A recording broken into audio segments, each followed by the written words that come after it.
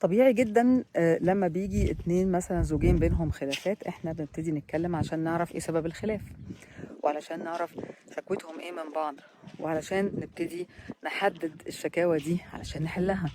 طبعا لما بيكونوا هما الاتنين عاوزين يصلحوا زي ما اتفقنا قبل كده. طيب، لقيت انه في حاجة مشتركة كتيرة جدا ما بين الازواج والزوجات اللي يعني شكوى يعني مشتركة، سواء هي منه او هو منها. الشكوى دي ايه؟ الشكوى دي انه بيتكلم عن نفسه كتير جدا، يعني بيشكر في نفسه كتير قوي.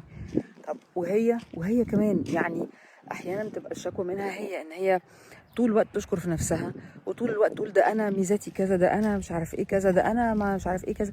وبعدين بيقول المشكله بقى كمان انها مثلا مش بس واحنا قاعدين مع بعض، وساعات المشكله منه هو، المشكله كمان لما نكون قاعدين في وسط ناس بتبقى القعده بتقلب لحاجه بايخه، لحاجه مش لطيفه. وبيلاقي بقى او هي بتلاقي انه تعبيرات وشوش الناس اللي هو بقى يعني محدش يا جماعه يعمل كده، يعني محدش يقول على نفسه كلام كده. بصوا، هو صحي جدا ان الواحد يعرف مميزاته ويعرف قدراته ويعرف الجيفت بتاعته او السكيلز بتاعته او مهاراته، ولكن مش صحي ابدا ان هو يقعد يقول على نفسه الكلام ده.